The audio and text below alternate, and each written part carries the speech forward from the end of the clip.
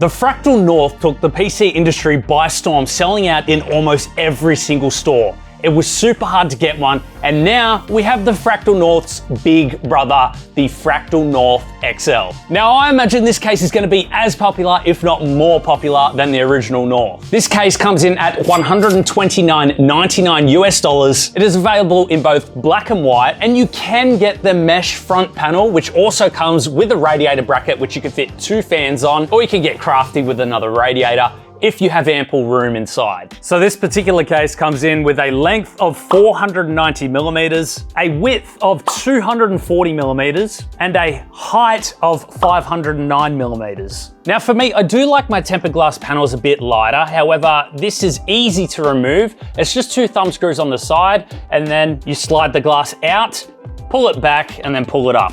Now, the main feature of the North XL is this front wooden panel. This is real hardwood walnut. Now, to remove the front panel, all you have to do is put your hand underneath, pull it out, and it'll disconnect. And you can also see that we do have a built-in dust filter. The rear panel, also fairly standard. Just remove the locking screw, pull out, and then remove it. Now, moving on to the rear of the case, we have this neat little Velcro strap here, which is designed to keep your display cable or HDMI nice and secure and neat to the case. Now, if you don't plan on using this for that, you can actually push it to the inside and use it as another cable management loop, just to keep the cables at the back a little more clean. The power supply bracket is completely removable for ease of installation of your power supply. And down the bottom here, you can see that we have this little tab here, which is actually the bottom dust filter. And the whole rear of the case is completely open for some fantastic airflow. Now, looking at the top of the case, to remove the mesh panel, you have this leather tab right here. All you have to do is pull on it,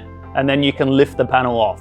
Looks like we also have a little cutout if we want to make a fill port right here. On the top of the case, we've got this awesome gold accented front I/O. This is the power button. You also have headphone, microphone, 2 USB 3.0 and a USB Type-C. And underneath the case, following the front I/O, we also have the gold accents on the case feet. Gives it this nice premium feel. And of course, we do have rubber padding to prevent the case from moving around. So moving on to the rear of the case, there is around 25mm worth of clearance for your cables. We do have loads of the cable tie holds, so that's going to make cable management a breeze and help to keep the cables in. Make sure we don't have a big bulge on the back of the case. There are also loads of cable grommets throughout. That is to accommodate for different size motherboards, which I think they've done a fantastic job at. You can also remove this fan hub from the back here and place it up the top here. However, by doing that, you're going to have all of the fan cables coming down. So honestly, I think the back is the best place for it. We do have a large cutout at the rear here for accessing your AIO mounts or even your CPU water blocks. We can also mount 2 2.5-inch drives right here, or completely remove this to give us a little more space for cable management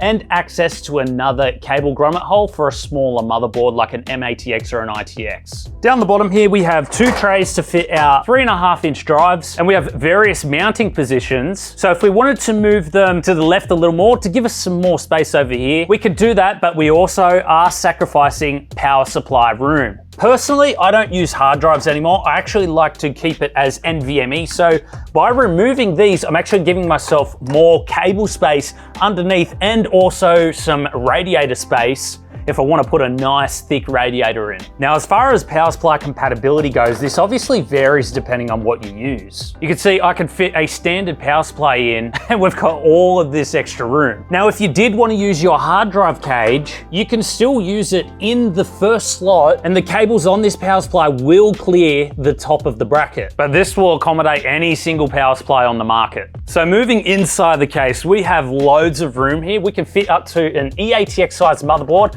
And as I said before, the grommets are conveniently placed to also accommodate for an M-ATX motherboard or even ITX if you wish to put that in. Now, while we're at the front here, you can also remove this tray with this single screw up the top here. You undo that and then you can pull it out like so. Gives you a little extra room to work inside the case. Now, the front of the case does come stock with 3 Fractal Design fans. These are 140mm, which is fantastic for a $129 case. So radiator compatibility for this front section is actually a very weird one, and it's going to vary depending on the particular brand of radiator that you put in. Now, this cannot fit a 420mm radiator. The biggest is a 280mm or a 360mm. So obviously we're going to go with the 360mm radiator. Now, this particular cutout right here is what determines how thick of a radiator you can get in, and let me explain why. So this is a thermal take radiator, 360mm, and is one of the widest radiators on the market. It is 64mm in length, and that is pretty much the limit that we can fit inside of here, only due to the edge of this cutout hitting the side of the radiator.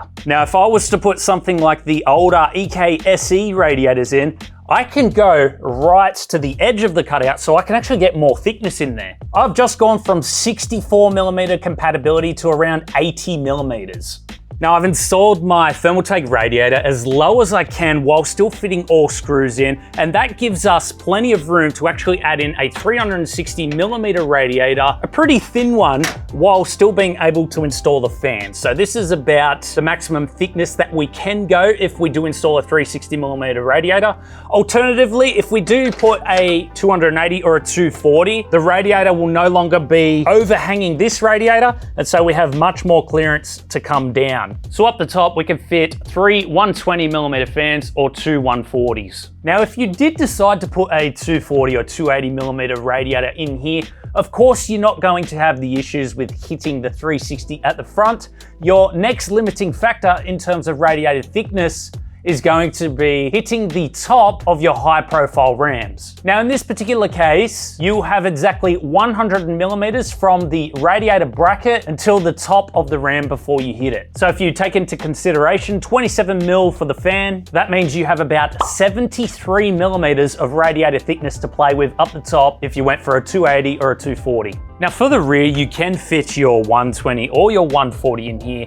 Even with this particular setup that I have now, I can still fit my 120mm fan and have the water cooling tubes come out. Now, where we run into problems is a 120mm radiator. If you wanted to add that, it is not possible to do. However, I have found a solution. Now, by installing our 120mm fan first, we can bring the 120mm radiator on top of the fan, which gives us clearance down here over the PCIe brackets, but you have to run your tubes down the bottom because they will not work up the top in this configuration. Now, before we do radiator compatibility for down the bottom, it is important that I install the GPU first because radiator compatibility is heavily dependent on the GPU. Now, this is the biggest GPU that we own. So if stuff fits with this in, then it's most likely going to fit with any other GPU on the market. Now, this GPU is 341mm long. I've only got about another 5mm until I hit this radiator. Now, the total depth before installing any radiators is 410mm. That's from the GPU all the way to the fan bracket at the front. Underneath this GPU, I can fit a set of fans if I really wanted to help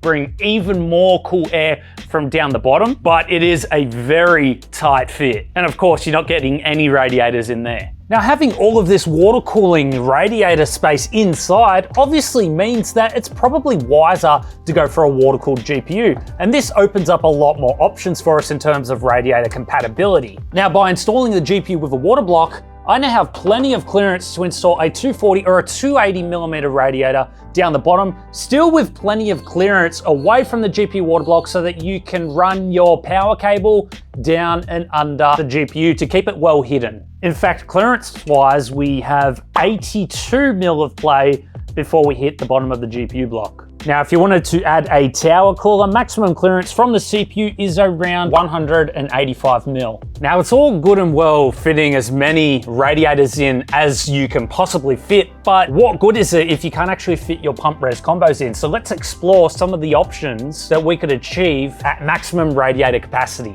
So for pump reservoir compatibility, we can fit something like this 160mm EK Kinetic pump res combo. This is a DDC. We could also fit the D5 in, as long as we are above the GPU water block. Alternatively, if you have the DDC version of the FLT 120, you could actually fit this up here. This is the D5 version, and unfortunately, it does clash with the 24 pin, so you cannot use the D5. The DDC will work because it doesn't stick out as much. Now, if you are willing to give up the bottom radiator and fans, that opens up the possibilities of mounting a reservoir down this bottom section here. You now have approximately 86 mil worth of thickness before you hit either the radiator or the GPU. Now keep in mind, depending on how you mount it, and I'd recommend bottom mounting it because you now have access to all of these slits, you just need to make sure it all fits within 86 millimeters. So all in all, not a bad case for water cooling, especially when you consider it is only $129.99 US. I love that it is a compact, sleek design, really has this modern touch to it. Honestly, probably one of my favorite cases in a while. In fact, what I'm gonna do is we're gonna create an all natural setup using this case. I'll get a lot of that walnut accent in there to highlight that front panel there. So if you are interested in that, make sure you subscribe so you're notified when we upload that video. It will be coming very soon. Let us know your thoughts about this case, and if there's anything else you would like us to answer in the comments below, we will be there, and we'll see you all in the next one.